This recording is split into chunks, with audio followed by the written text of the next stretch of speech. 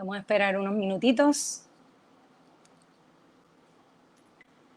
Saludos, buenas noches Puerto Rico, bienvenidos a La Premisa Inarticulada. Mi nombre es Elizabeth Torres y hoy, como toda promesa se convierte en una deuda, estoy con ustedes para dialogar un poquito acerca de lo que es el feminismo radical de izquierda del que tanto yo les hablo en mis videos, y para eso, qué mejor que dejarlos a ustedes en las manos expertas de una persona que ha sacado de su valiosísimo tiempo para compartir con ustedes y conmigo sus posturas en relación con este tema. Así que le vamos a dar la bienvenida al escritor, periodista y politólogo Agustín Laje.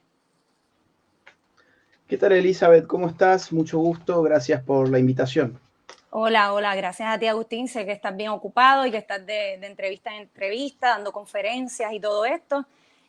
Bueno, pues mira, quiero primero que todo darte un contexto rapidito de cómo se ha dado este movimiento feminista en Puerto Rico, este de tercera ola.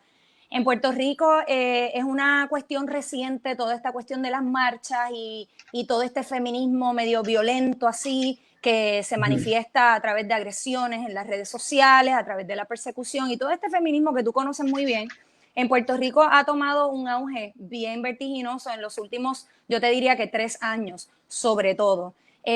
Ha nacido aquí un movimiento político a través de una persona que se llama Alexandra Lugaro, que tengo entendido que tú sabes quién es, y esta persona exacerba estos movimientos porque estos movimientos están muy arraigados con su partido político y con sus ideologías de izquierda. En este sentido, yo quiero concentrarme un poco, porque sé que tuviste una conversación con una candidata al Senado, Joan Rodríguez Bebe, a quien yo apoyo. De hecho, no conozco a ella, no la conozco personalmente, pero la apoyo por sus posturas. Y aquí en Puerto Rico pues se están dando una serie de dinámicas peligrosísimas, mucha censura por parte de estos grupos. Incluso hace unos días vandalizaron una oficina, la oficina de la Procuraduría de la Mujer, porque ellas exigen un estado, que se declare un estado de emergencia. Aquí en Puerto Rico el declarar un estado de emergencia implica que el gobierno asigne fondos para que estas personas, ¿verdad?, puedan seguir promoviendo sus posturas, y ellas, ¿verdad?, aunque ellas lo disfrazan de otra manera, pero eso es lo que ellas pretenden, pero lo hacen de una manera violenta y muy alejada de lo que es la justicia social. ¿Qué tienes que decirnos en torno a eso? Bueno, que ya, digamos, está mostrado que la receta feminista para solucionar los males que aquejan a las mujeres no son buenas recetas. Es decir, en Argentina, donde ha sido el gran laboratorio de Hispanoamérica de la militancia feminista y donde estamos con este cuento desde hace mucho tiempo ya, es decir, no de los últimos 3 años ni 2 años, sino desde hace ya por lo menos una década. Todas las políticas públicas que el feminismo ha planteado para resolver los problemas de la mujer no han funcionado. Y dicho sea de paso, el presupuesto para políticas feministas desde el 2013 hasta la fecha ha aumentado exponencialmente. Y lo que ha aumentado junto con el presupuesto han sido los llamados feminicidios. Porque, digamos, si uno analiza los datos de feminicidios que había en el año 2013 y los contrasta con el 2014, con 2015, 2016, 2017, hasta llegar hasta el 2020, lo que uno se va a dar es que los números en términos absolutos aumentan. Y aumentan al mismo ritmo que aumentan las asignaciones presupuestarias del Estado. Lo mismo se puede decir, por ejemplo, sobre España, que es de donde nosotros estamos importando todas estas ideologías, porque en España tiene un feminismo Correcto. Muy radicalizado desde hace más tiempo incluso que Argentina. Y cuando uno va a ver la cantidad de los llamados feminicidios, uno va a encontrar que en los últimos años han aumentado junto con el aumento de las partidas presupuestarias para estos grupos. Lo que ocurre es que el feminismo no está interesado en resolver los problemas de la mujer, porque para resolver los problemas digamos, de cualquier persona, lo primero que uno tiene que hacer es analizar cuáles son las causas de ese problema. Y el feminismo jamás se detiene a analizar realmente las causas. Nos entrega un mundo en blanco y negro, un mundo en el cual todo se explica a partir del machismo, el heteropatriarcado, el sexismo, el hombre, abusador, violador, ¿perdón?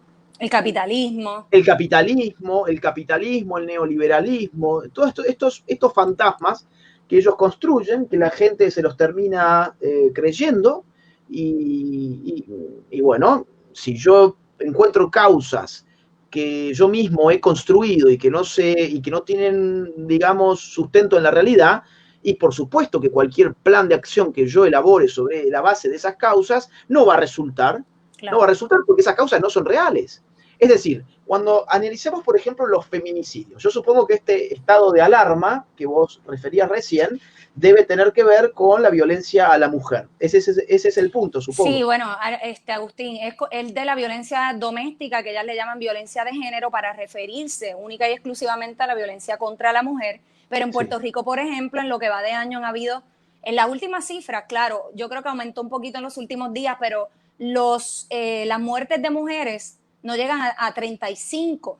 Y de esas 35, solamente 6 han muerto por violencia doméstica o lo que ellas llaman violencia de género. En Puerto Rico, como te digo, estas oleadas están desde hace más de una década también, pero ahora es que están estos grupos ultra radicales que son violentos, que están organizados desde el 2017, como te digo, pero sí, ya dentro de la academia ya estaban metidas, ¿viste? Ya hay unos cursos que se están dando, ya están metidos en los medios, están metidos en distintos, ¿verdad?, espacios que dominan la narrativa desde ahí.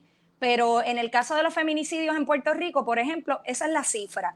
Entonces ellas están pidiendo un estado de emergencia cuando, por ejemplo, tiene cifras como las de 6,000 ancianos. Se presentaron 6,000 querellas de maltrato contra ancianos, y tú sabes que aquí en Puerto Rico el maltrato hacia los ancianos y hacia los niños, que ya hay más de 2,000 referidos, precisamente quienes maltratan a esos grupos son en su mayoría mujeres.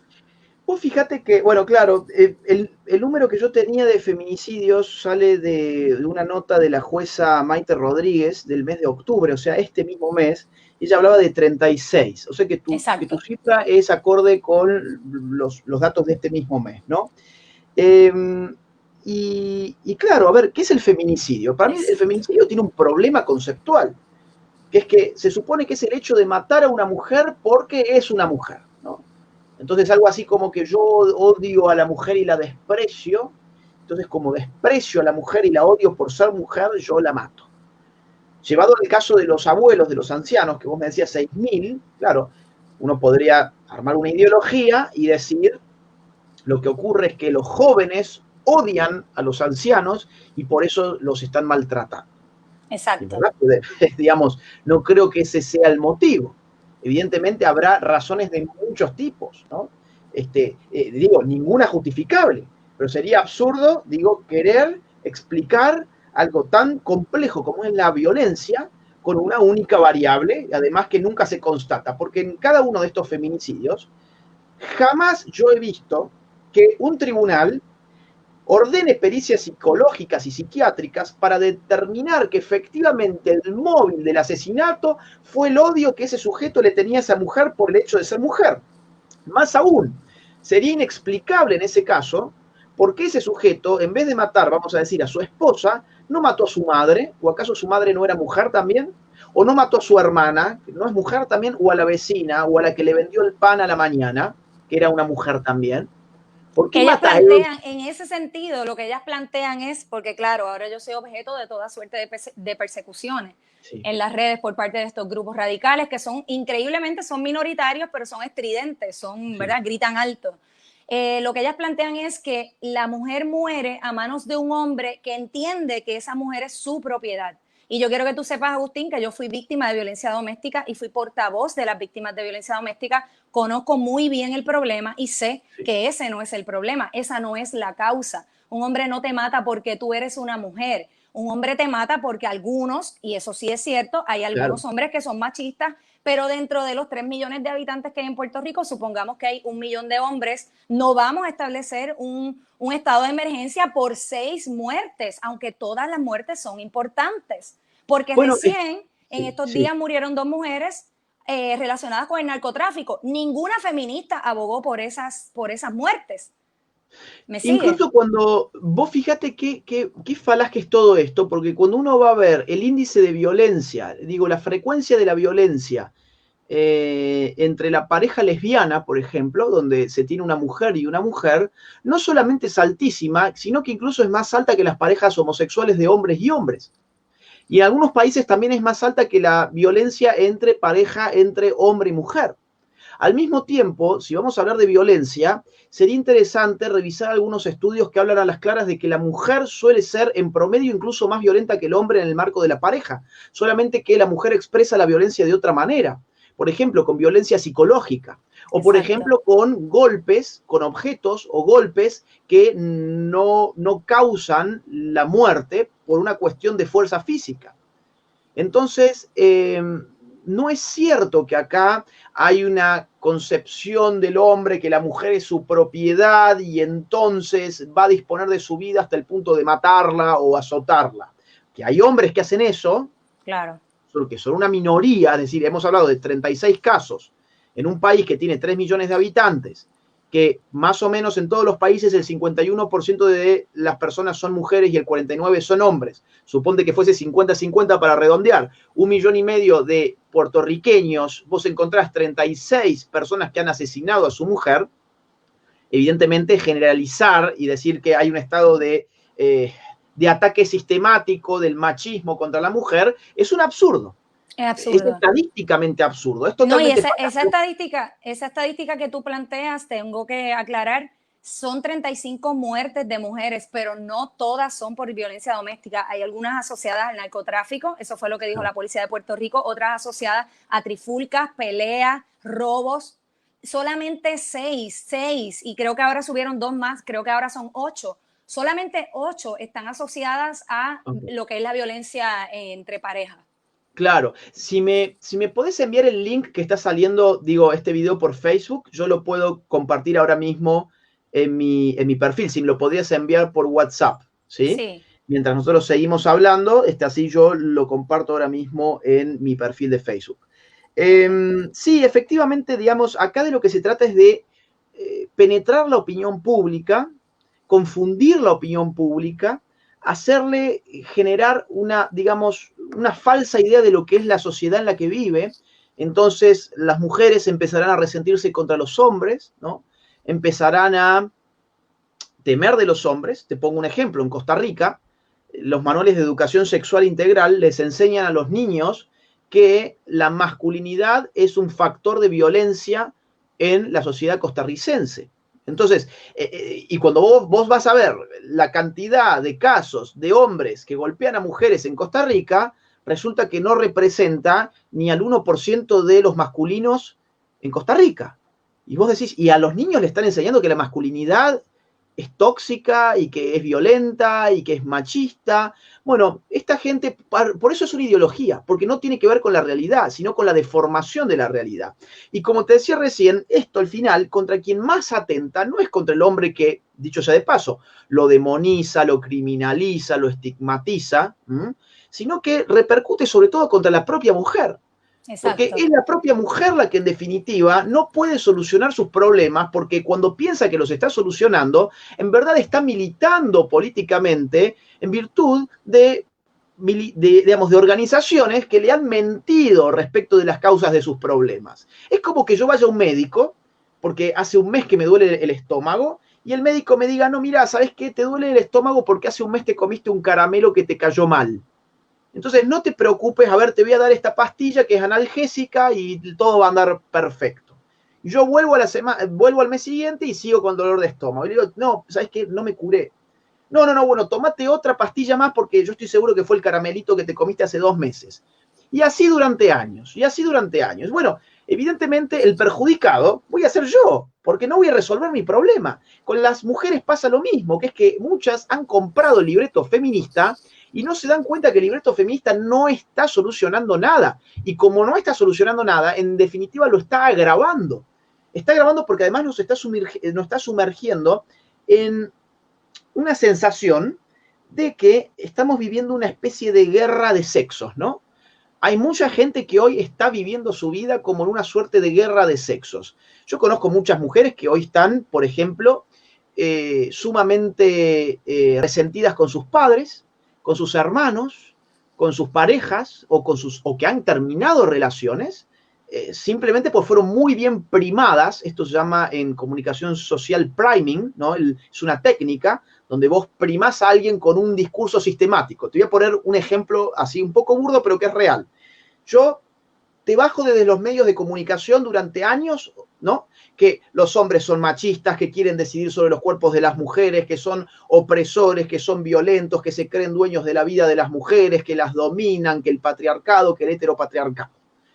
Ahora, después vamos a decir una niña o una adolescente, no sé, Claudia, una chica que se llama Claudia y que tiene 15 años y que va a salir a bailar, ¿no? Y que el padre le dice, no, bueno, mira, en esta familia en verdad nos gustaría que salir a bailar sea algo que empiece a pasar cuando estés un poquito más grande. Supongo que Claudia tiene 13 años, no 15, 13 años, ¿no? Y creemos que estás chica todavía para esto. Bueno, en nuestra época, Elizabeth, uno se podía enojar con su papá y decir, mi papá es un cuida, mi papá es un exagerado, mi papá es demasiado riguroso, mi papá, qué sé yo, me enojo un par de días. Ahora, como estamos o están siendo las mujeres primadas por esta ideología, que está las 24 horas del día en la televisión y en los medios de comunicación, cómo interpreta la juventud esta relación con el padre es muy distinta. La interpretación es, este machista, mi padre es un machista que se piensa que puede controlar mi propio cuerpo, yo soy dueña de mi vida y acá hay un sistema opresor, esto fue lo que la televisión me dijo que era el patriarcado, el dominio del hombre sobre la mujer, él se quiere meter con mi vida, yo soy soberana de mi propio cuerpo, las mujeres queremos libertad, en verdad, escúchame, te dijo simplemente que esperes un par de años más para poder salir a bailar porque se preocupó por tu educación o por tu seguridad. Pero eso, claro, que era un conflicto familiar común y corriente, y siempre lo fue, ahora es un conflicto político, ¿no? Entonces, digo, a la mujer se la resiente, se le crea una sensación de que está en guerra contra los hombres, y la mujer de la vida está rodeada por hombres. De hecho, la vida de la mujer, digo, intervino un hombre para que esa mujer tuviera vida. La vida con la pareja se arruina, la vida con los hermanos, la vida con los abuelos, todo hombre pasa a ser la figura de un opresor. Y la vida así es una vida, digamos, triste, ¿no? Es una vida no, triste. Y que yo he dado cuenta de esto. Claro, imagínate vos, Elizabeth, perdón que yo te ponga como ejemplo, pero vos lo has dicho recién, adelante, ¿no? Imagínate que vos tuviste esta muy mala experiencia con este sujeto y vos, bueno, estabas primada y aparte estabas muy resentida y digamos que no eras una mujer inteligente, cosa que sí sos.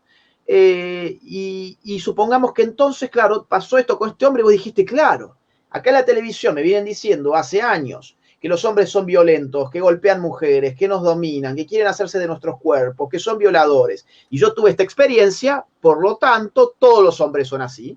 Bueno, vos, como sos una persona inteligente, no llegaste a esa conclusión. Claro. Pero no todas las personas son inteligentes y muchas personas son demasiado pasionales, entonces buscan chivos expiatorios muy rápido para canalizar su bronca, su resentimiento, su frustración. Y es una cosa bien contradictoria, o sea, el discurso de estas mujeres no está acompañado de sus acciones, ¿verdad? Y son así como matonistas, son personas que imponen su criterio a través de la propia violencia que dicen querer erradicar. Y detrás de todo esto, Agustín, lo que hay es un discurso político, o sea, esto es la izquierda lo que pretende, y en esto tú me ayudarás, la izquierda lo que pretende en Puerto Rico sobre todo, que es latente porque es reciente, ¿verdad? Lo que quiere es crear como unas fragmentaciones, unos choques dentro de la sociedad donde hay unos grupos que están contra otros. No solamente en el caso de la mujer en contra del hombre, aquí se está dando una tendencia de los jóvenes en contra de los mayores. Todo esto está impulsado y propulsado por esta nueva izquierda en Puerto Rico bajo el movimiento Victoria Ciudadana, que es el partido del que te hablo, y que detrás de ellos lo que lo siguen son jóvenes que están airados, que son viscerales, personas que no piensan. De hecho, mira, te comparto, yo estuve en una marcha de un colectivo que se formó en Puerto Rico porque yo tenía la esperanza de que iba a ser algo positivo y yo quería vivir la experiencia.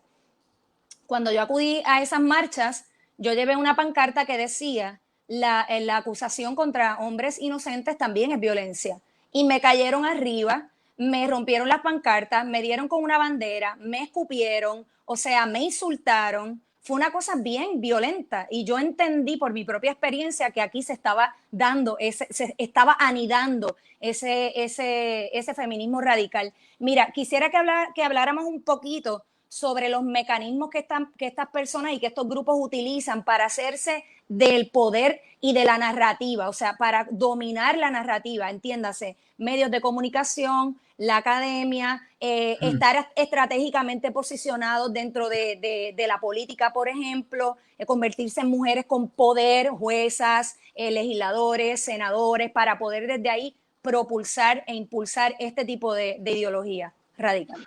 Sí, digamos, acá hay, yo creo que tres grandes campos de lucha, ¿no? Un campo de lucha es el campo cultural, otro campo es el político nacional y otro campo es el político internacional. El campo cultural tiene que ver con fundamentalmente dominar las universidades, cosa que en nuestros países es muy simple de hacer, porque nuestros países son países que académicamente se sienten siempre menos. Nosotros siempre miramos a las universidades de afuera, ¿no? Entonces, miramos Harvard, miramos Berkeley, miramos Yale, ¿no? Miramos Cambridge, Oxford, ¿no? Entonces miramos eso. Y bueno, a ver, si viene de Cambridge, tiene que ser algo maravilloso, ¿no? Ahora, lo que ocurre con estas universidades es que han sido penetradas por la izquierda desde por lo menos la década del 70 hasta hoy, por no decir los fines de los 60 hasta hoy. Con lo cual, todo lo que estas universidades están produciendo siempre son contenidos izquierdistas. Por eso digo, hoy, por ejemplo, en Estados Unidos, personas conservadoras no pueden ni siquiera pisar universidades. Se puede ver en charlas que ha querido dar, por ejemplo, Ben Shapiro, o ha querido dar Milo Yiannopoulos, que es homosexual, pero está en contra del lobby LGBT y en contra de la ideología de género, y literalmente le han incendiado las universidades. O podemos hablar sobre, por ejemplo, los famosos safe spaces, ¿no? Los espacios seguros, donde, bueno, si algún profesor dijo algo que te incomodó, allí vas a poder reencontrarte con tu paz interior y poder recuperarte anímicamente. O sea, está todo hecho para desvirilizar a las personas, para volverlos cobardes, para volverlos sujetos débiles. Oye, ese es el estado de víctimas, claro, víctimas. Todo te convierte en una víctima. Y bueno, está en Canadá el clásico caso de Jordan Peterson, que es un profesor al cual se le armó, digamos, un escándalo universitario simplemente porque él se negaba a usar pronombres de género, ¿no? O sea, adecuar su forma de hablar en términos de la ideología de género. Lo procesaron. Claro, y entonces nosotros, digo, tomamos todo esto y como viene de afuera, nosotros tenemos una mentalidad muy colonial en ese sentido, lo absorbemos como si fuese una panacea, como si fuese algo indiscutible. Entonces, las universidades han sido penetradas hace rato. Hoy los estudios de género son lo que venden en el mundo de la universidad. ¿Querés una beca? Muy, muy simple, lleva un proyecto de género. ¿Querés que te financien un libro? Escribir sobre género. ¿Querés ganarte una cátedra? Bueno, no vayas a decir que estás en contra de la ideología de género. Eso correcto. Mejor que nadie se entere porque no te van a dar la cátedra y si te la dan te van a echar. Yo conozco universidades conservadoras, no voy a dar el nombre o los nombres, pero conozco alguna que queda por ahí, alguna, donde los profesores incluso desaniman a los estudiantes a hacer trabajos sobre la ideología de género, en términos críticos. A pesar de que los profesores están en contra de la ideología de género en este tipo de universidades, les dicen a los alumnos, si no te querés arruinar la vida, mejor ni te metas con eso. Oye, Agustín, y en esa línea, qué interesante, porque yo soy estudiante de Derecho, sí. Y yo me he visto obligada, por ejemplo, a utilizar el lenguaje inclusivo. Claro. Y entonces yo tengo que utilizar todas y todos, o sea, es una cosa tan agobiante sí, y tedioso. Tan tedioso y absurdo también y hasta cierto punto bizarro. Todas estas sí. ideas nacen de la inseguridad, por eso es que yo estoy en contra, porque una mujer empoderada no necesita nada de esto. De hecho, muchas víctimas de violencia doméstica no apoyan estos grupos. En Estados Unidos, por ejemplo, hay profesores que están utilizando seudónimos para poder tocar ciertos asuntos, para que no sean expulsados. En una universidad en Delaware, por ejemplo, te obligan a coger cursos de género, como unos talleres de género, para entonces poder entrar a la universidad. Y yo me pregunto, ¿cuál es el límite entonces? Si ya en la academia, que claro, esto viene sobre todo la tercera ola que empieza en los 90, yo estudié ciencias de la investigación histórica y de los primeros libros que yo tuve que leer, que cogí cursos de género, era Judith Butler, Bodies That Matter. Claro. ¿entiendes? Y toda esta cuestión que a mí me confundió muchísimo, pero yo tuve, gracias a Dios, pude analizar y entender que esto era una cosa como absurda, ¿no? Eran problemas que en Puerto Rico realmente sí existieron y había un problema de machismo, pero a través de las generaciones y de la crianza ha mejorado muchísimo. ¿Dónde queda el logro de las mujeres? ¿Entiendes? Y la academia para mí es el nido más importante, lo que es la academia y Sí. la prensa, los medios, son los mecanismos más importantes para llevar estos mensajes absurdos. Vos has dado, digamos, muchos ejemplos muy interesantes de lo que es la importancia de la academia y cómo está hoy totalmente tomada. Efectivamente, hay muchas universidades donde tenés que hacer cursos de género obligatorios.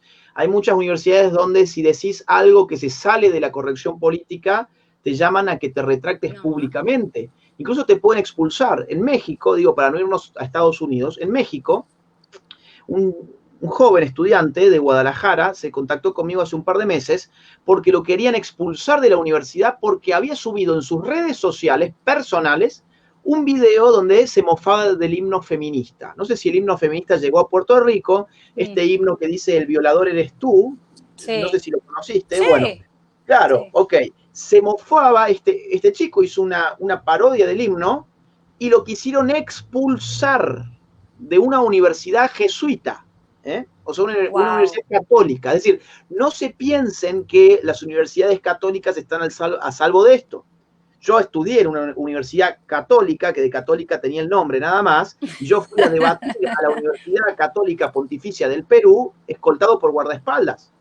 O sea, yo entré con guardaespaldas a una universidad católica en Perú a debatir contra personas a favor de la ideología de género que eran miembros de la universidad, como el moderador mismo. La Entonces, universidad en la que yo estudio es de base cristiana, o sea, yo me sí, salí de la universidad pública y me voy a esta universidad privada con base cristiana y allí tienes uno de los miembros de este partido, porque también los políticos están metidos dando clases, ahora se llaman profesores, políticos derrotados y políticos de izquierda se van a la universidad a seguir con el lavado de cerebro. Entonces, allí también hay una persona dando estudios de género en una universidad cristiana. Bueno, tienes al Papa Francisco ahora, que es el más sí, progre, tú sabes, totalmente. es una locura todo esto. Y en esa línea de los medios, para entrar en ese otro mecanismo importante, sabes tú de una periodista del New York Times de izquierda que renuncia porque la cuestión del political correctness la agobiaba tanto que ya no podía ni siquiera generar sus noticias y sus columnas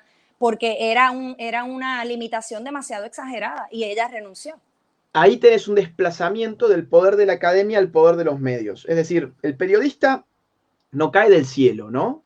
No nace del fango, no. El periodista se forma en el medio universitario. Y hay Correcto. generaciones de periodistas que se están formando desde la década del 70 hasta hoy en este tipo de ideologías.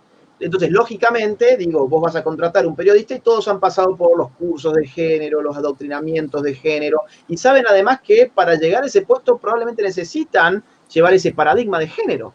Entonces, y si a esto vos le sumás el financiamiento de los medios de comunicación por parte de organizaciones internacionales y de ONGs internacionales, bueno, ahí ya tenés un combo explosivo. Por ejemplo, George Soros, que es este Claro. magnate que ha donado miles de millones de dólares a las causas progresistas, en enero de este año. Aquí tiene espacio, aquí hay espacios de periodismo investigativo como el Centro de Periodismo Investigativo, espacios abiertos. Hay muchos grupos que están sufragados y subvencionados por George Soros y Open Society. Exactamente, incluidos probablemente medios de comunicación y universidades.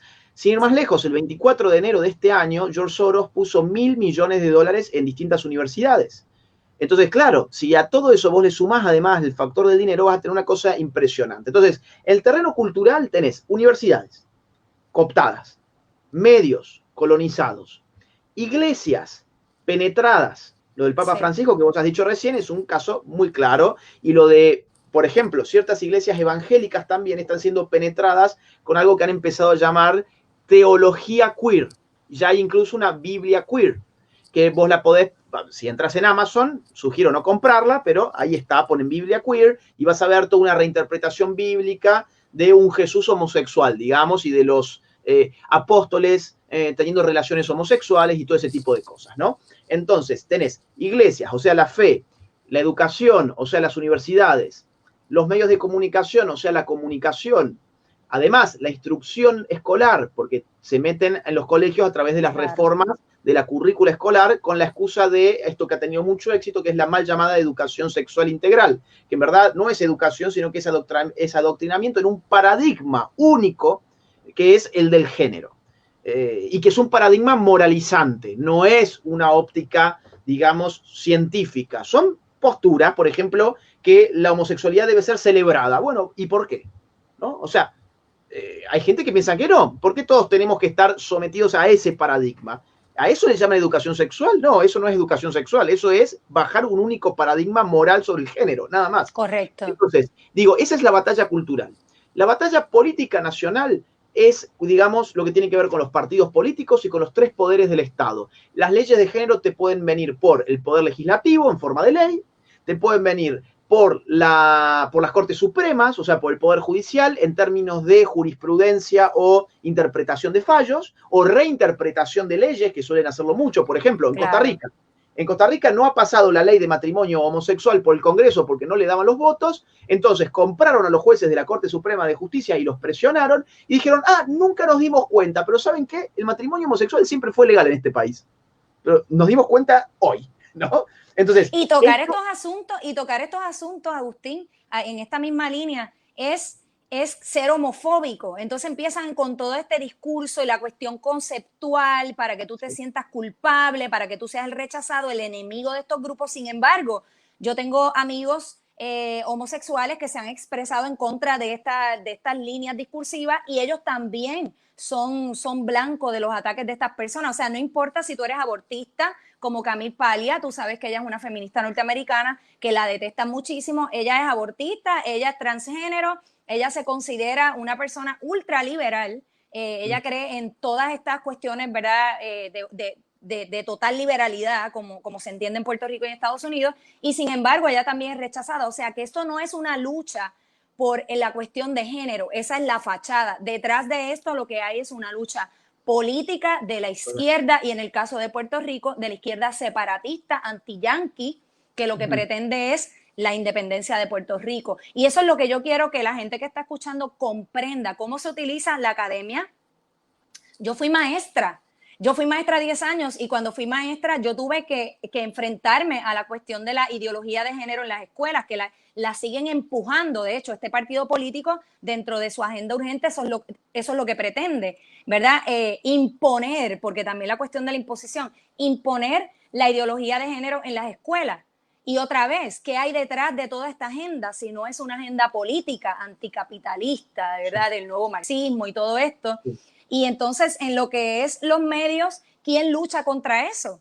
Porque los medios dominan toda la retórica. Muere una transgénero y es noticia nacional, pero mueren 15 hombres y a nadie le importa las razones por las que esos 15 hombres mueren. Por eso es que la lucha cultural es una lucha por, digamos, la percepción misma de la realidad. Los medios de comunicación te muestran supuestamente lo que es la realidad y en verdad a veces uno pierde de vista que lo que está mirando en la televisión es un recorte minúsculo de la realidad. Es un recorte, digamos, editado, es un recorte situado, es un recorte temporal y espacialmente pobre. Entonces, esto es lo que perdemos de vista y nos sumergimos en la televisión como si fuese un espejo de lo real y en verdad eso no es cierto. Esta gente domina el discurso, domina la retórica. La retórica tiene que ver, es el fundamento de la batalla cultural, es el fundamento de las luchas culturales. ¿Por qué razón? Porque con las palabras nosotros miramos el mundo. Nosotros no miramos el mundo tanto con nuestros ojos, miramos sobre todo el mundo con nuestras palabras. Por eso los griegos tenían una palabra muy linda que se llama logos. El logos era la razón, pero también significaba palabra. O sea, los griegos le daban la misma palabra a razón y a palabra. El lenguaje y la palabra eran logos. ¿Por qué razón? Bueno, pues razonamos con palabras. Intenten pensar ustedes sin usar palabras. Es imposible. No podemos pensar sin usar palabras. Y si modificamos las palabras que usamos para pensar, ¿no estamos modificando la forma de pensar? Sería la gran pregunta. Si pensamos con palabras, si modificamos esas palabras con las cuales pensamos, estamos modificando la forma en que pensamos, ¿no? Esto es bastante simple de entender, parece un trabalenguas, pero lo digo una vez más. Es simple. Claro, o sea, es imposible que yo piense sin algo que no sean mis palabras, pero si yo tomo palabras que me han sido impuestas, ya mi pensamiento se modifica, porque la materia prima del pensamiento se ha modificado. Entonces, te pongo un ejemplo muy simple y, digamos, un poco exagerado, pero es real. ¿Cómo llamamos a las personas que se excitan con niños? Pedófilos, ¿no? Entonces decimos, bueno, a ver, este tipo es un pedófilo. Bueno, muy bien. El lobby pedófilo hoy está tratando de imponer una nueva terminología, donde ya no se va a hablar más de pedófilos, sino que ellos quieren que se refiera a ellos como orientación intergeneracional, ¿no? Yo tengo una orientación sexual intergeneracional. Bueno, claro, si yo en vez de, si yo digo él es un pedófilo, la gente ya, la reacción es como, ¿no? De asco, de sorpresa, de bronca, ¿no? Ahora, si yo digo, bueno, esta persona tiene una orientación sexual intergeneracional, ya hay toda una matriz actitudinal que se modifica por la modificación terminológica. Entonces, claro, la guerra, o yo digo, por ejemplo, ¿qué es el aborto? Bueno, a ver, el aborto, dicen ellos, es la interrupción voluntaria del embarazo. Ajá, bueno, suena, no sé, estéril, ¿no? Suena como algo que ni bueno ni malo, da igual. Ahora, si yo hablo de aborto en términos de asesinato de una vida en gestación, que técnicamente es eso, bueno, ya aparece la palabra asesinato. Ya hay de una vida humana en gestación. No, bueno, tengo que ponerle otro nombre. Este nombre es muy contrario al marketing abortista. Te pongo otro ejemplo. ¿Cómo se llaman los que defendemos la vida desde la concepción? Bueno, somos los grupos pro vida.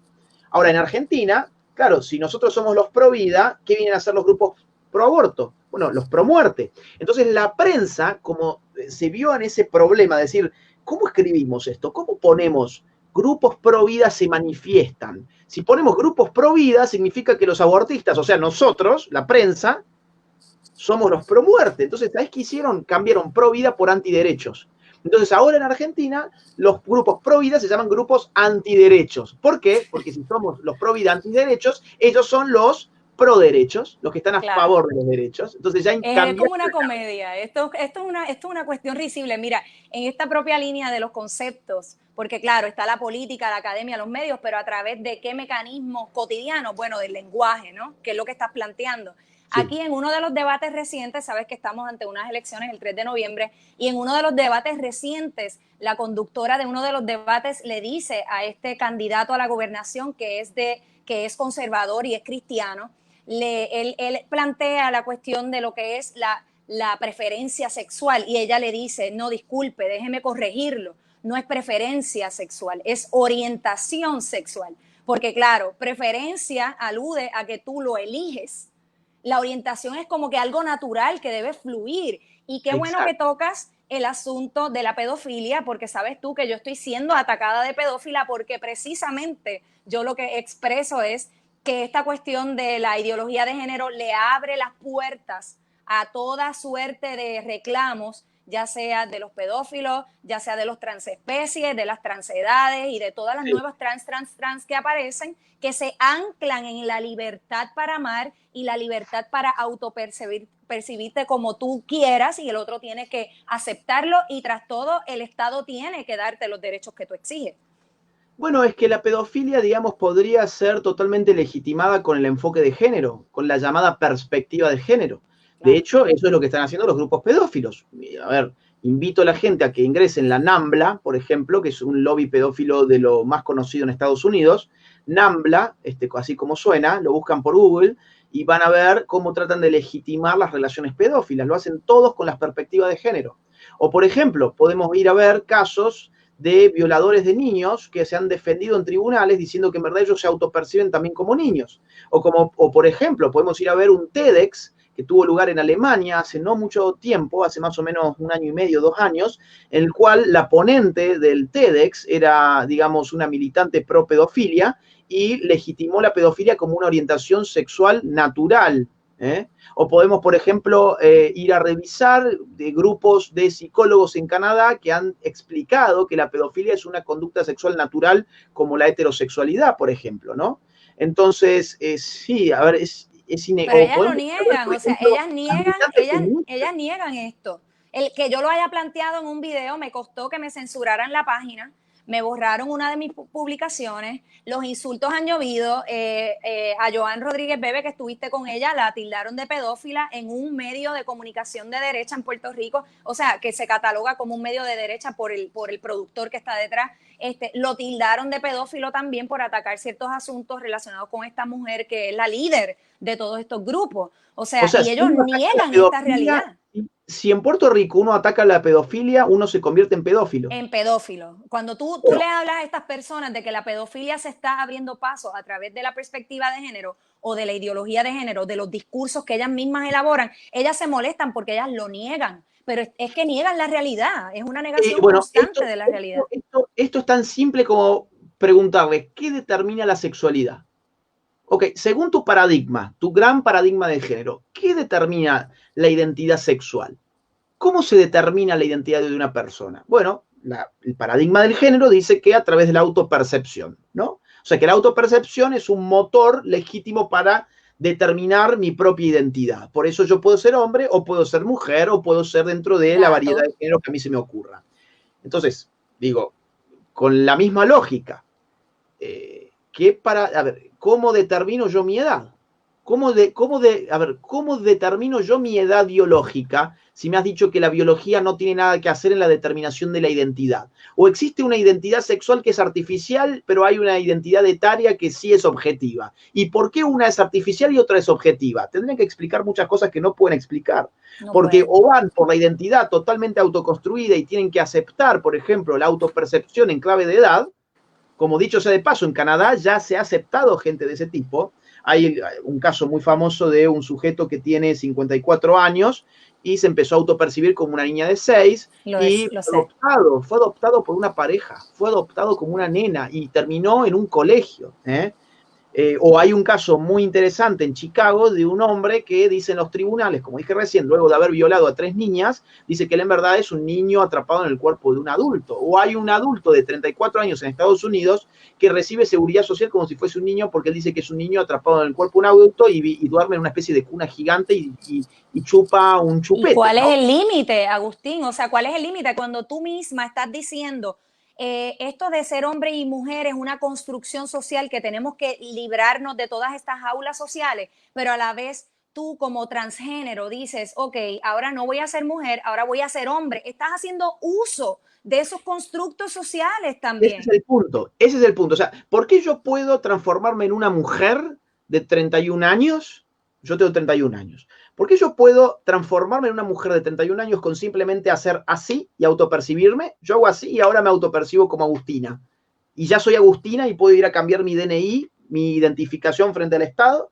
Y todos están obligados a tratarme como Agustina y yo puedo jugar a los deportes de mujeres y yo puedo estar... ¿Y qué tienes que hacer? ¿Qué tienes que hacer para ser mujer? Oye bien esto, qué contradicción. ¿Qué tienes que hacer? Inyectarte hormonas para dejar para que no te salga pelo. O sea, tú mismo estás adentrándote dentro del mundo del constructo social que tú rechazas, porque para ser mujer hay que usar tacos, hay que usar trajes, hay que maquillarse, hay que ponerse pantalla, pero entonces el constructo sigue ahí. De hecho, esto es una curiosidad que las feministas, mujeres, suelen esforzarse por destacar rasgos masculinos. Por ejemplo, se dejan pelos en las axilas. Por ejemplo, no sé, se cortan el pelo de unas maneras espantosas. O, por ejemplo, no se lavan los dientes. Y este tipo de, o sea, o no se bañan por 5 días como si hubiesen jugado un partido de fútbol hace media hora. Y cuanto más viriles y más masculinas se presenten, más feministas son. Ahora, contrariamente, los hombres que quieren, autopercibirse mujeres, al revés, exacerban al máximo todo lo que pueden de aquello de lo que carecen, o sea, de feminidad. Entonces, se ponen unos super tacos, unos brillos, se maquillan toda la cara, se hacen cosas en el pelo muy estrambóticas, se dejan un pelo largo, ¿no? Se inyectan unos senos que suelen ser bastante voluptuosos también. Entonces, hay una exageración de lo femenino en el hombre transexual y hay un odio hacia lo femenino en la feminista radical militante. Entonces, esto es un mundo de locos, esto es un mundo de De locos. locos. Ahora, ¿por qué yo no me podría, a ver, por qué yo sí me podría autopercibir una mujer y por lo tanto ser una mujer de 31 años, pero yo no podría autopercibirme, vamos a decir, una mujer de, no sé, 10 años? ¿Por qué? Bueno, a ver, ¿por qué yo puedo escoger mi sexualidad, pero no puedo escoger mi edad? Si el mismo principio, que es el de la identidad autoconstruida, es el que podría operar tanto en el campo de la edad como en el campo de la sexualidad. Entonces, ellos tienen ahí un problema, del cual nunca han dado ninguna explicación, porque haría cortocircuito con su propia teoría, que es la de la elección de la propia identidad. Evidentemente, nuestra identidad no es totalmente escogible. Yo puedo, a ver, escoger, sí, me siento más cómodo con esta camisa o me siento más cómodo con una camisa roja, o soy comunista o soy capitalista, sí, tengo una identidad, ok, hay cosas de la identidad personal y de la biografía personal que se escogen. Ahora, escoger, no sé, la edad, para cualquiera sería absurdo. ¿Y por qué hoy no nos resulta absurdo la idea de que se puede escoger el sexo?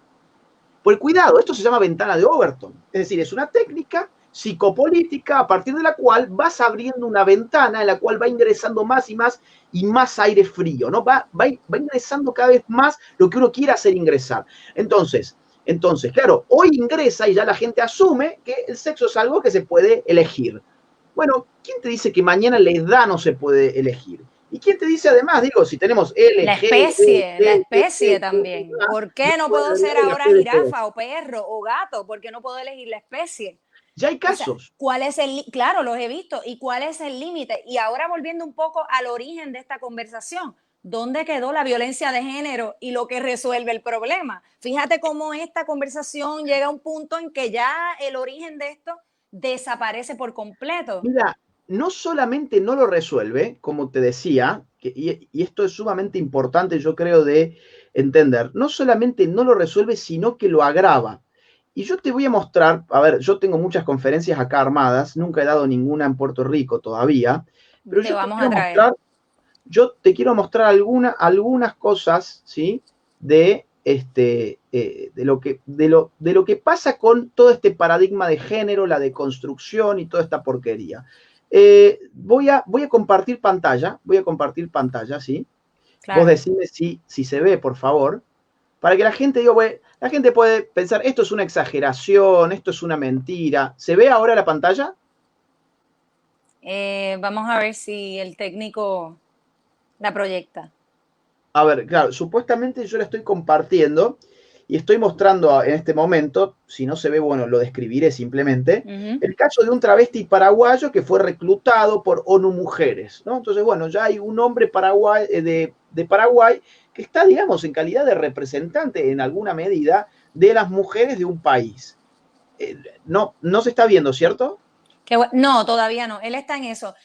Agustín, Sí, antes de que continúes, por si sí, acaso el técnico puede proyectarlo, sí. quiero decir algo importante en ese aspecto. Por ahí va, ahí lo tenemos. Ok, adelante. Y ahorita entro Bueno, en el esto es un caso paréntesis. argentino, digamos. Esto tiene un año de antigüedad, es relativamente nuevo.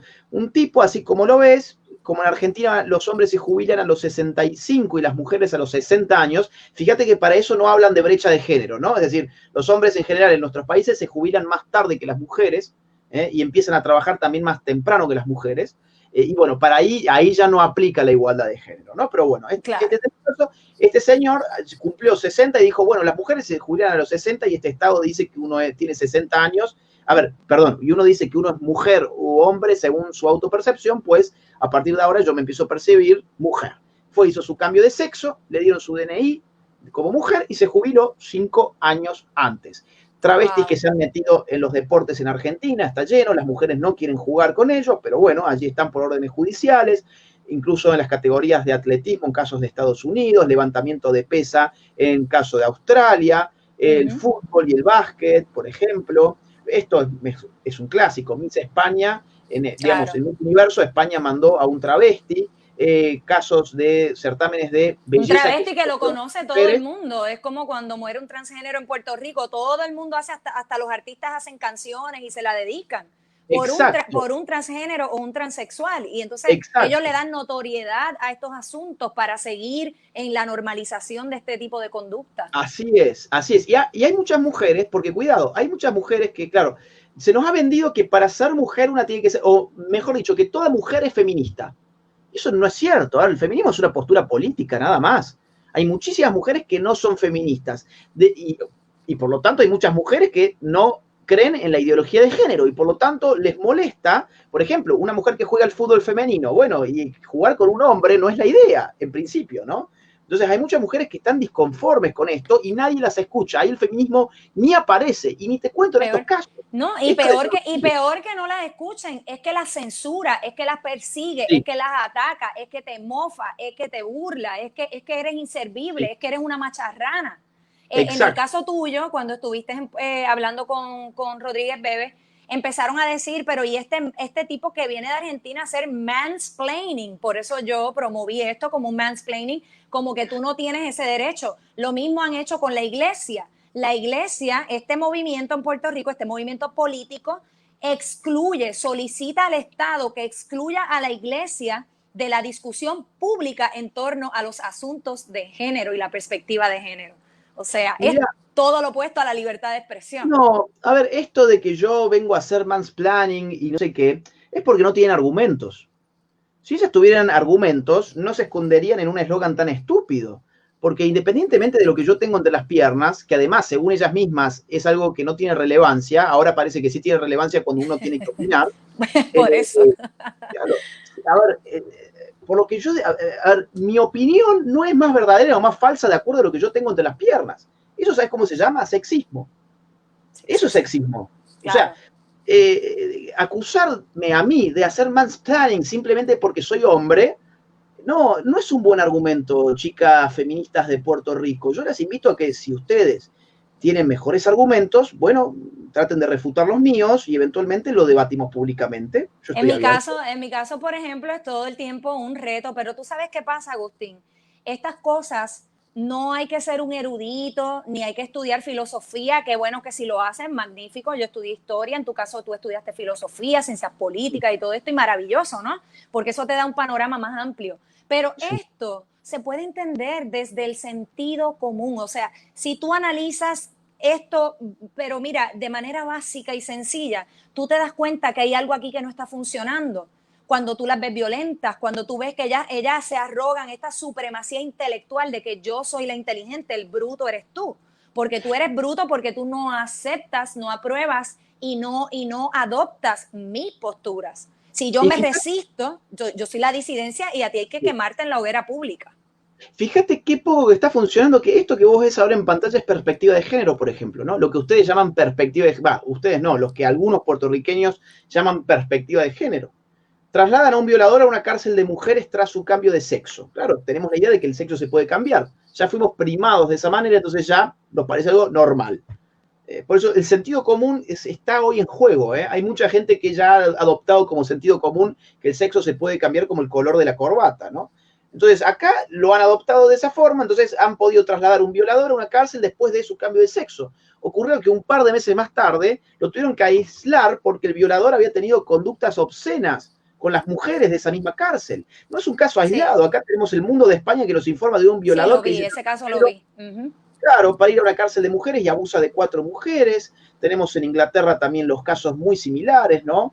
Y Agustín, es cómico, fíjate, tú le das toda esta información, porque yo cuando hago mis videos, yo hago exactamente esto, y ellas se niegan a ver la evidencia, o sea, es una negación total de la realidad.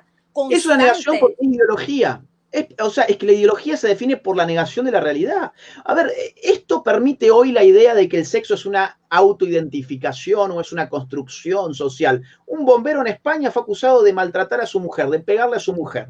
Entonces, claro, iba a tener una pena más grande. Entonces, ¿qué hizo? Bueno, cambia de sexo durante el proceso judicial. ¿Para qué? Para que lo castiguen con una pena mucho más baja. En Costa Rica, o sea, para que vean que no está tan lejos de nosotros. En Costa Rica, este travesti fue trasladado de la cárcel de varones a la de mujeres y garroteó a una, la reventó a garrotes y la intentó violar. ¿Sabés cuántas feministas salieron a decir algo de esto? Ninguna. ¿Sabés qué? Las feministas iban a mis conferencias en Costa Rica, a decir que lo mío era mansplaining y que yo era un machista y yo estaba denunciando lo que ellas no denunciaban. que había un travesti golpeando mujeres dentro de la cárcel de mujeres mientras ellas cerraban la boca. Lo mismo pasó en Córdoba con un travesti, que no era un travesti, era un hombre que dijo, ¿saben qué? Hoy cambié de género, pásenme con las mujeres. Y dejó embarazada a una y golpeó a otra. Entonces, digo, Y lo el feminismo niegan. igual, O sea, cuando tú tienes una ideología, cuando tú tienes estas conductas para la gente que está escuchando, que niega por completo primero la ciencia, ¿cómo tú vas a negar la ciencia si está dado? Y nosotros formamos una identidad a base de eso mismo. Eso se da de manera natural. Es normal que asumamos unas conductas porque funcionan, porque somos distintos, porque nuestro cerebro es distinto, porque la biología así lo determinó. Pero Agustín, quiero por favor, ¿verdad? Que estamos ya casi tocando la hora y te agradezco de verdad sobremanera lo que has hecho. Adelante. ¿puedo Sí, sumar sí, una adelante, cosa? adelante. Me Sí. quedaba pensando en lo de las palabras, ¿no? Fíjate esto de mansplaining, ¿no? O sea, ellas no pueden refutar algo. Porque, a ver, si no lo hubieran refutado, quiero creer yo. Si todos los datos que yo di con Rodríguez, ¿no? Bueno, a ver. Rodríguez, que es una mujer que está casada con otra mujer y tiene hijos y todo, o sea que ella es una mujer bastante liberal. Ok, mira, eso yo Esa no lo sabía. jueza, sí. No, perdón. Yo a lo que me refería es la entrevista que yo tuve con esta conciudadana Con tuya, Rodríguez Bebe, sí, sí, sí, Rodríguez ok, Bebe, ok, ok, ok, exactamente. sí. No, Eh, esa es todo lo opuesto, ella es conservadora. ya con razón, digo, mira Sí. que, bueno, ok. Vos sabés que, claro, si estas feministas hubiesen tenido argumentos en contra de mis argumentos, y bueno, yo creo que los hubiesen puesto sobre la mesa. Ahora, como no tienen ningún argumento real, ¿qué dicen? Viene a hacer mansplaining. No, bueno, a ver, si mis argumentos son verdaderos o falsos, no está en función de mis genitales. Pero hay mucha gente que ya ha sido primada con esa idea de que un hombre no puede opinar, por ejemplo, del aborto. Un hombre no puede opinar del feminismo, lo cual es una locura. ¿Y dónde está la igualdad? ¿Y dónde está la igualdad? ¿Dónde está la inclusión? ¿Dónde está la justicia social que ellas pregonan? ¿Dónde está la libertad de expresión que ellas Exacto, protegen? ¿Dónde? exacto. Y sería algo tan ridículo como decir, bueno, no, yo no puedo opinar del nazismo si no soy judío o alemán, ¿no? Correcto. Yo no puedo opinar de el castrismo si yo no soy cubano. Bueno, a ver, no.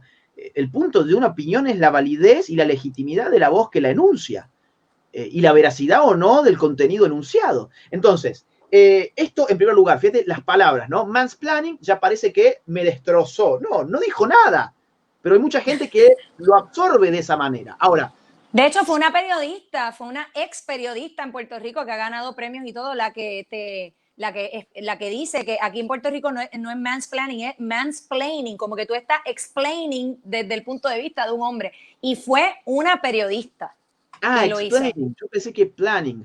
Sí, Ah, mansplaining, como que un hombre explicando los asuntos de género. y a ver, bueno, esa periodista probablemente no sepa que, por ejemplo, la primera ola del feminismo en Inglaterra sería difícilmente explicable sin John Stuart Mill, que no fue una mujer, sino que fue un hombre. Fue uno de los grandes artífices del sufragismo en Occidente. O no puede explicar los grandes libros que sentaron las bases de, digamos, una concepción de Para allá, para igualdad el siglo XVII, el sacerdote. Uh-huh. Exactamente, la Uh-huh. Barré y muchos otros más que fueron hombres. Esto Correcto. es que pasa, es que, a ver, digamos, yo llevo muchos años estudiando todo esto y yo apuesto que estas que, digamos, hablan de explaining no deben llevar ni 5 minutos estudiando esto. Se han aprendido 5 o 6 palabras y se piensan de que ya son expertas en género y no tienen la más remota idea. No es Si que no, solo el hecho de ser mujer ya les da como cierto supremacía superioridad, intelectual. superioridad. Ahora, Sí. ellas que hablan de igualdad, parece que hay una superioridad. La mujer tiene una iluminación trascendental y casi sobrenatural solamente por el hecho de ser mujer y por eso yo como hombre tengo que callarme la boca frente a los atropellos que veo todos los días. Y a esa misma periodista, Agustín, su pareja, su esposo, su pareja, en su cumpleaños pagó como 5 billboards, o sea, de estos anuncios bien grandes en las calles para decirle que la amaba, o sea, que la trata como una florcita princesita. Oye, pero vaya que la mujer detesta a los hombres, porque es que lo que supura es odio en las redes. Y yo me pregunto, yo que tengo una hija y que tengo un hijo varón, que toco estos temas con ellos porque ya son bastante grandes. Yo los tuve muy joven y estoy bastante familiarizada con los cambios generacionales porque fui maestra y sé cómo se piensa. Ellos no pueden ni comprender el mundo en que estamos viviendo y son una generación nueva. ¿Por qué? Porque para ellos se les hace natural que el bienestar del hombre es el bienestar de la mujer y que cuando tú buscas que la otra parte esté en desventaja, es desventaja finalmente para ti. Entonces, Exacto. ahora, un poco cerrando toda esta conversación fabulosa que espero que se repita y te queremos traer a Puerto Rico, yo me voy a encargar de eso. Con mucho gusto. Quiero que le des un consejo a las nuevas generaciones de este esfuerzo que tú haces, que yo lo estoy haciendo en Puerto Rico y que sé que otras personas lo están haciendo también. ¿Qué tenemos que hacer para detener esto y para tener paz social? Porque definitivamente estas posturas no producen paz, sino que producen altercados, problemas, conflictos, odio, rechazo, censura, persecución. ¿Cómo podemos entonces, verdad, tratar de contrarrestar un poco esto? ¿Qué tú piensas? Mira, a ver, hay que estimular el pensamiento crítico, ¿no? Una persona que absorbe esto que habíamos dicho recién, por ejemplo, absorbe acríticamente de que man explaining, ok. Otra persona que absorbe acríticamente que el sexo se puede cambiar y nunca se detuvo a pensar de que quizás hasta la última célula de nuestro cuerpo en verdad esté revelando nuestro sexo y que el sexo no sea algo en verdad sometido a elección.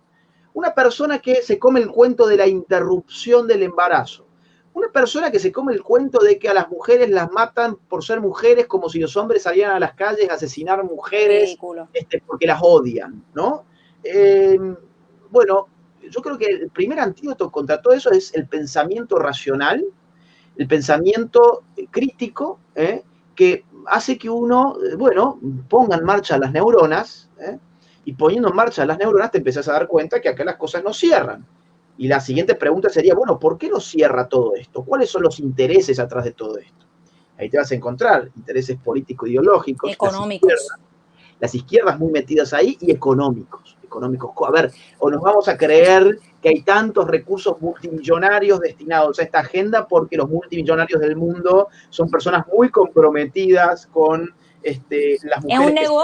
Es un negocio, Agustín. O sea, la cuestión del aborto es un negocio, los hospitales transexuales y transgéneros son un negocio. O sea, esto se ha convertido en el negocio perfecto. Y para que ese negocio tenga clientes, hay que propulsar estas ideas. Y ahora tú hablándome del pensamiento crítico, qué triste y qué difícil es cuando meten esto dentro de las escuelas y lo meten dentro de la academia, universidades y todo esto. ¿Cómo entonces tú escapas a todo esto? ¿Cómo luchamos contra esto? Mira, yo creo que hoy la alternativa, siempre, digamos, hoy está en Internet, ¿no? Es decir, la gente tiene una elección que hoy es vital. Del conocimiento. Claro, tu elección hoy en día es vital, es con qué me voy a informar yo y con qué me voy a formar yo, porque no es lo mismo. Es decir, hay personas muy informadas, pero tienen un exceso de información en la cabeza y no saben cómo acomodarla. No pueden elaborar hilos conductores, procesos, síntesis, abstracciones, porque no se han formado. Entonces, no es lo mismo información que formación. Formación es darle forma a la manera en que vos vas pensando para que toda esa información sea bien procesada y saques lo que no sirve y te quedes con lo que sirve y puedas elaborar conexiones significativas entre los datos, ¿sí? Yo tengo que hacer... Y los hombres, Agustín, ¿por qué los hombres que son los más desventajados con estas leyes por ejemplo, en España, que ahora la carga de la prueba se revierte y es el hombre el que es acusado, por ejemplo, de una agresión sexual a quien le corresponde demostrar su inocencia porque es culpable desde el principio? Y los hombres no están viendo lo frágil, la posición tan frágil en la que están y no se levantan, no se escuchan, no porque ya han sido desactivados y han sido aniquilados psicológicamente. El hombre hoy, digamos, siente culpa de ser hombre, se lo ha estigmatizado desde hace muchos años ya. Le han enseñado que los valores de la masculinidad en verdad eran valores tóxicos, que los actos de caballerosidad eran actos de opresión, que el amor romántico debería ser deconstruido, que la protección de la familia es una cosa que no tiene sentido, que tener familia tampoco tiene sentido, que el hombre es nada, una pieza de un engranaje económico Que y los nada más. hijos son una carga, que los hijos Los son hijos una son una carga. carga, que el hombre que protege en verdad no protege, sino que reprime y oprime. Entonces, el hombre está, digamos, creo que con una brújula totalmente perdida porque se ha creído este cuento y siente mucha culpa de ser hombre en general. Ahora, yo quería ir al punto de que, digo, uno tiene que hacer una elección vital, que es dónde se forma y dónde se informa. Uno se puede informar o mirando la televisión o buscando información que le parezca significativa de cosas que no aparecen en la televisión como esta. Es decir, ¿cuántos Exacto. programas en la televisión uno puede encontrar de una hora entera o más de una hora de dos personas analizando críticamente el feminismo? Yo te puedo asegurar que ningún programa de televisión. Ninguno, Ninguno. ninguno. O uno puede empezar a rastrear por internet que hay contenido en una era en la cual el periodismo tradicional es una pieza de museo. La televisión, la radio y el diario están llamados a perecer en el mundo de las tecnologías digitales. Y esto es así. Hoy periodistas, todos los ciudadanos que tenemos a nuestra disposición esto. Ya con esto te hiciste periodista. Y esto es una Así es. realidad. Vos estás haciendo conmigo Todos ahora. somos un canal, todos somos un canal, todos somos un medio. Exacto, exacto. Entonces, uno puede escoger o me voy a, digamos, esos esquemas tradicionales del noticiero, que lo veo y que todos los días me dice lo mismo, que hace décadas me dice lo mismo y nunca me dice nada nuevo. Bueno, ok, puedo perder mi vida viendo eso. O puedo tener una experiencia distinta mirando este tipo de cosas y yo te puedo asegurar que además en este tipo de programas se estimula el pensamiento crítico y se estimula la manera de razonar. No es simplemente información lo que acá hemos tirado. Acá hemos tirado información y hemos elaborado pensamiento con eso. Hemos sacado conclusiones, hemos explorado las lógicas, los engaños. Estas cosas en los noticieros no tienen tiempo. El noticiero es, mataron a una mujer por ser mujer ayer. Se acabó. Mataron a un travesti. Estado de Se acabó. emergencia. Es un bombardeo muy rápido, muy efímero, entonces, bueno, uno está sobrecargado de información, pero no tiene los medios para poder procesar y distinguir si lo que te están diciendo o el marcado, el framing, se llama en teoría de medios, es tendencioso o no. Y lo otro es, otra decisión vital es dónde me voy a formar yo. Yo me puedo formar en la escuela y me puedo formar en la universidad. Ahora, yo creo que no es aconsejable eso.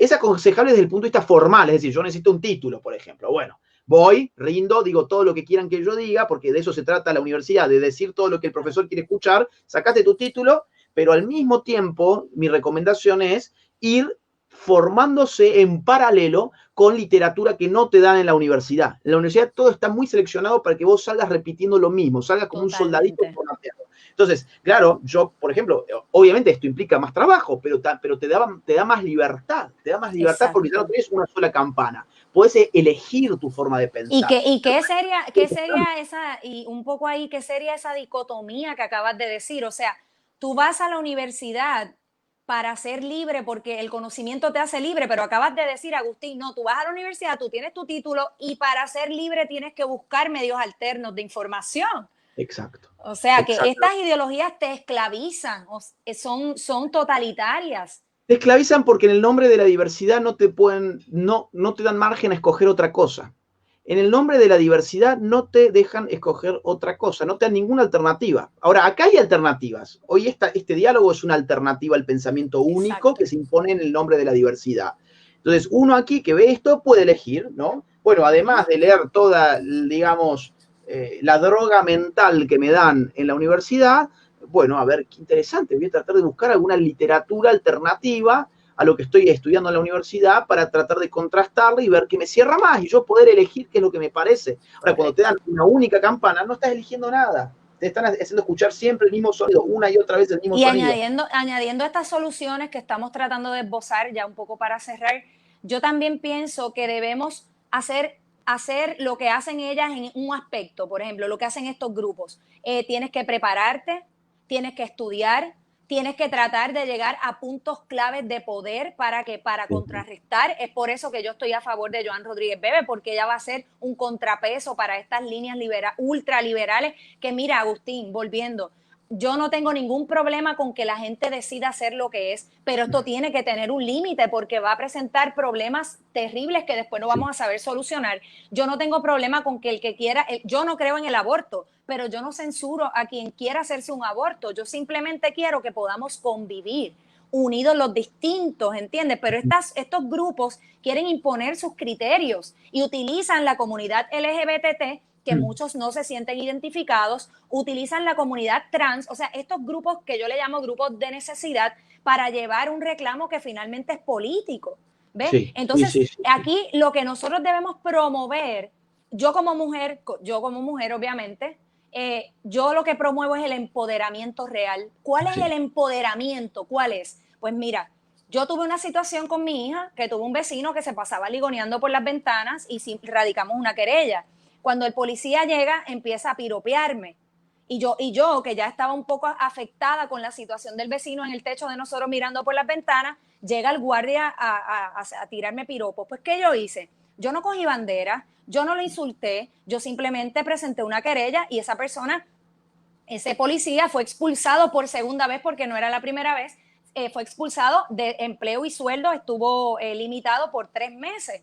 Claro. Entonces, eso es el empoderamiento. ¿Cuál es? Que tú detienes el acto del hombre o de la mujer, el que sea, de violencia, de bullying, lo que sea. El empoderamiento está en ti, pero no por eso vamos a llevar una campaña en contra de todos los hombres. Te lo digo yo, que fui víctima de violencia doméstica. Para mí, yo tuve una experiencia, pero esa experiencia no es la experiencia que se vive en términos generales. 6 hombres mataron a 6 mujeres. ¿Y dónde están los miles de hombres que salen a trabajar y a mantener a su familia? Pues claro. ¿Por qué no se habla de las presiones que hay sobre los hombres? Que los hombres son los que van a la guerra, que los hombres son penalizados peor que las mujeres, como en tu país, por ejemplo. Se tienen que retirar 5 años después, nadie dice nada. O sea, yo creo que hay que fomentar la verdadera convivencia a base de la genuina igualdad ante la ley. Todos somos iguales ante la ley. Mira, nadie habla efectivamente sobre el tema de los hombres porque no conviene, porque ahí es cuando se cae todo el relato de la paparruchada del género, ¿no? En Puerto Rico y en todos los países, por ejemplo, siendo hombre uno tiene más probabilidades de ser asesinado violentamente, siendo hombre uno tiene más probabilidades de terminar en la cárcel, siendo hombre uno tiene más probabilidades de suicidarse, siendo hombre uno tiene más probabilidades de caer en drogadicción o alcoholismo, siendo hombre uno tiene más probabilidades de sufrir patologías psiquiátricas como estrés, ansiedad. Siendo hombre pierdes también contacto con tus hijos en un divorcio. Exactamente, lo perdés en mucha mayor frecuencia que las mujeres. Siendo hombre tenés más probabilidades de terminar en una guerra, peleando en una guerra, matando y muriendo en una guerra, que siendo mujer. Siendo hombre tenés más probabilidades de vivir la pobreza extrema del homeless, de aquel que no tiene hogar, que no tiene techo, en comparación de sufrir adicciones por otras. De sufrir adicciones. Siendo hombre tenés más probabilidades tenés más probabilidades de ser condenado por un mismo delito en comparación con una mujer, tenés más probabilidades de que tu pena sea más larga que la de la mujer. Bueno, digamos, yo frente a esos datos no salgo a elaborar una ideología hombrista, ¿no? Y digo, vamos, las mujeres nos oprimen porque nos mandan ellas a morir a las guerras y ellas nos mandan a hacer trabajo por ser hombres. No, es que así no funciona la realidad. Pero el feminismo sí ha hecho eso con la mujer. Sí ha hecho eso con la mujer y ese es el problema. Y resulta que los que no acordamos con el feminismo somos misóginos, machistas, patriarcales. Los que no estamos con el lobby LGBT somos homofóbicos, transfóbicos y odiadores. Bueno, esto es una locura, digamos. Entonces, dentro de los consejos, no dejarse marear por estas palabras. Si te acusan de homofóbico, no decir, no, yo no soy homofóbico, yo tengo un amigo homosexual. No, eso no sirve. Exacto. Hay que dar de raíz la palabra, porque cuando uno asume la palabra, ya está legitimándola. Le da valor. Ya le estás dando valor, ¿entendés? Entonces, digamos, frente a esa palabra, por ejemplo, ¿uno qué tiene que decir? Bueno, no, yo no soy homofóbico, pero la homofobia no existe. La homofobia es un insulto, es una palabra, es un adjetivo peyorativo que vos estás usando en contra mío para eludir la responsabilidad de contraargumentar contra mí y para cerrar el debate desde el vamos, porque me estás adjudicando, entre otras cosas, un miedo irracional que yo no tengo, porque las fobias son miedos irracionales. Las fobias son enfermedades psiquiátricas, por empezar, ¿no? Entonces, esto parece un poco exagerado. Déjame que muestre la pantalla una vez más y ya podemos ir cerrando. Adelante. Pero digo, porque esto es un manjar para el que verdaderamente tiene interés. La gente lo que va a querer son horas y horas hablando de esto, así que no te preocupes. Ojalá que así sea, pero fíjate que esto no está tan lejos de nosotros. Esto es un diario de Costa Rica, el país.cr. Ya en Costa Rica están hablando de que la homofobia es una enfermedad psicosocial. O sea, vamos a decir, suponte, vos decís que el sexo no se puede cambiar, como lo digo yo y como lo dice cualquiera, como lo dice la ciencia, digamos. Vos no es que tenés una posición distinta o que tenés una opinión diversa o que tenés, no sé, una posición alternativa. No. Lo tuyo es una enfermedad porque sos homofóbico. Esta es la BBC.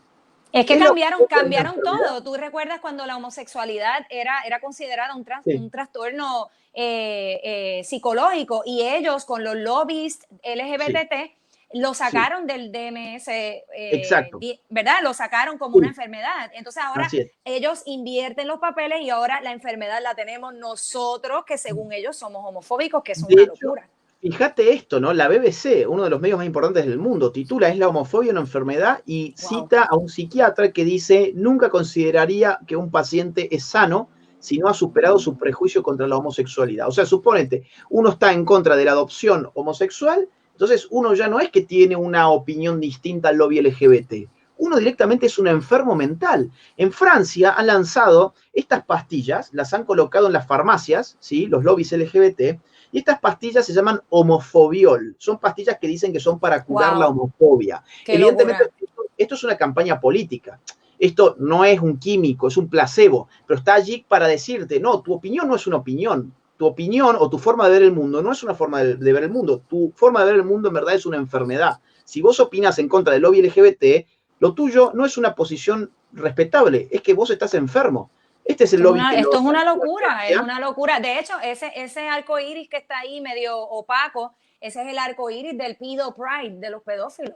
Es que es como clarito y es verdad, tiene otros colores, con edades y todo, una locura. Sí. Entonces, digamos, esto es simplemente un ejemplo de cómo uno tiene que no aceptar la jerga del enemigo, porque ya está jugando con sus propias reglas, ¿no? Entonces, eso como consejo final, pues se podría dar un montón, pero ya estamos un poco excedidos.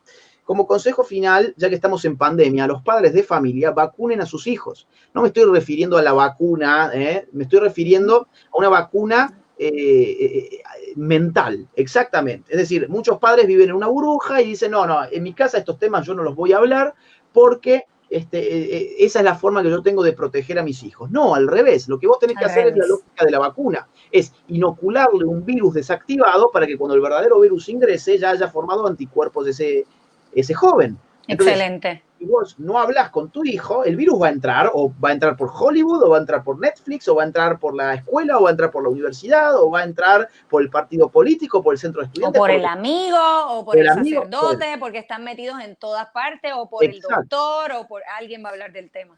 En cambio, si vos te sentás con el chico y previamente le explicás, pero para explicar vos tenés que saber, ahí está el punto, ¿no? Correcto. O sea, información y formación, tenés que ser claro y al nivel del niño o del joven. Entonces, vos le explicás qué está pasando en el mundo, cómo lo van a engañar, cómo están intentando engañarlo. Desacralizar el colegio. Los padres de familia tienden siempre a decirle al niño, todo lo que pasa en el colegio es la verdad y ahí tenés que hacerle caso a tu maestro, que es el que realmente sabe. No, eso no es cierto. Entonces, no es cierto. Que el niño sepa que en el colegio se tejen intereses políticos, porque la escuela es una institución política en la medida en que depende de una currícula política que ha sido diseñada por políticos. Entonces, no le podemos decir al niño que lo que pasa y lo que le dicen en el colegio es la verdad santa, es la verdad revelada del Dios colegio. No, eso no es así. Sabes que a mis estudiantes yo les hablaba mucho de esto, porque yo los tenía en un nivel que yo les decía, cuando lleguen a la universidad va a suceder esto, sobre todo en la Universidad del Estado, bueno, en todas. Claro, en aquel momento, claro. ¿Y qué ha sucedido? Que esas mismas estudiantes, que fueron mis alumnas, hoy están en mi contra porque ya fueron Ya les Claro. lavaron el cerebro, ahora son mis enemigas, ahora no me quieren tanto, ahora yo no soy la Missy que ellas, ¿verdad?, emulaban y que era esta mujer que les hacía escuchar música fabulosa y música con, mira, con intelecto que te haga crecer. No, no, no. Ahora yo soy el enemigo, yo estoy loca, yo estoy desajustada, necesito ayuda, no quiero saber de ti. Ese es el poder Es triste, de la de la universidad, academia. de lo que hablamos recién, y uno puede tratar de vacunar a sus hijos dándoles información. Seguramente el hijo, digamos, cuando uno le dice esto, diga qué le pasó a mi papá, se volvió loco, o a mi mamá, se volvió loca.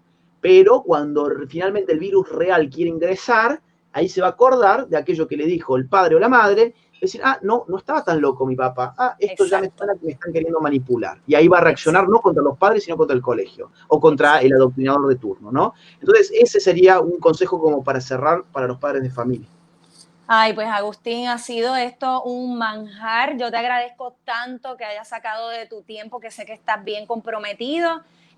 Yo sé que vas a venir a Puerto Rico. Hace falta tener estas discusiones porque esto está recién empezando aquí, así que estamos a tiempo para llevar el mensaje. La isla es pequeña, hay grupos que están que favorecen esta agenda que yo estoy llevando, que es una agenda pedagógica y que junto conmigo, ¿verdad? Por su cuenta también, Joan Rodríguez Bebe, aunque a ella pues la catalogan de fundamentalista, de cristiana homofóbica, de todo tipo de cosas. Yo pues como estoy alejada de todo lo que es la institución religiosa, pues he tenido un poco más de alcance, estoy en distintos medios y eso me ayuda muchísimo.